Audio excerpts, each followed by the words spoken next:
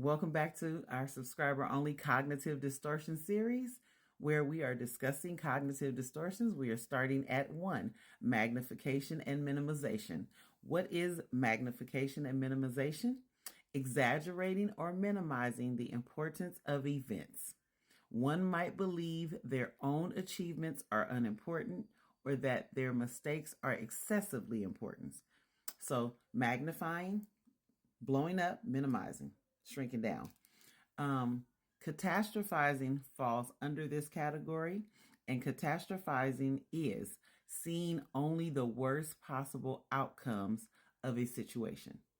Now, in the magnification and minimization of this, exaggerating or minimizing the importance of events, it could take place in a number of ways where, let's say that you're a parent and maybe, let's just say, for the sake of saying, a fight breaks out at school and your child is involved and your child actually gets into the altercation and defends himself as they should, but the fight takes a turn and your child, according to what was described, snaps, and instead of them just winning the fight, the child that they were fighting ends up injured to the point where they're hospitalized. A minimization of that would be, well, they were just defending themselves, not a big deal. You know, kids will be kids, blah, blah, blah.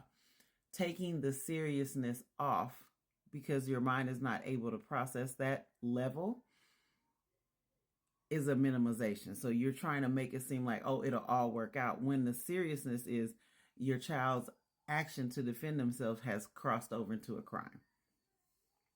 Where the same thing could have happened, where it was a fight, where it did not end up where a hospital was called and your child ends up with a black eye and they were in a fight.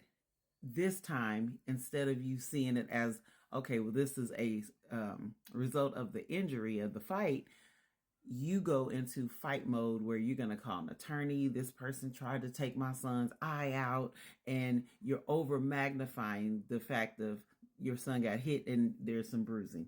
There's some damage because of the fight. So magnifying, making it too big, or minimizing, making it too small.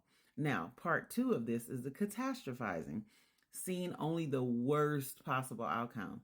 So, the doom and gloom, I want to say, type people, like you jump, it's not a jumping to a conclusion. It's more like all is lost. Here's an example of all is lost. Let's say that you work for a company online at home. This is pretty familiar with most people nowadays after surviving COVID. You work from home, and the only way that the boss can honestly communicate with you is via email.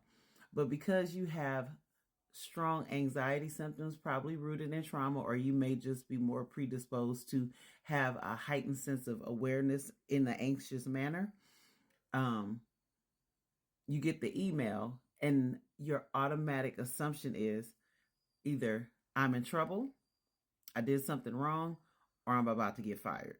That is what catastrophizing looks like. You have not even read the email.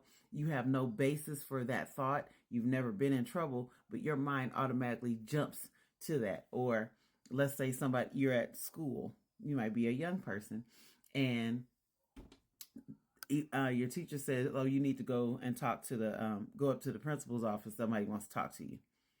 You have not done anything wrong. You've never been in trouble. You've never been in suspension, nothing of the sort.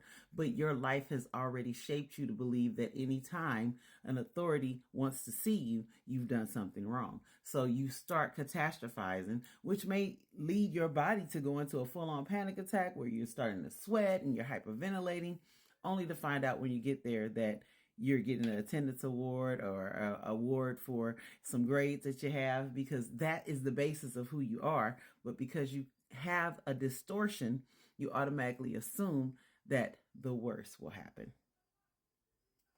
Have a great day. My bad.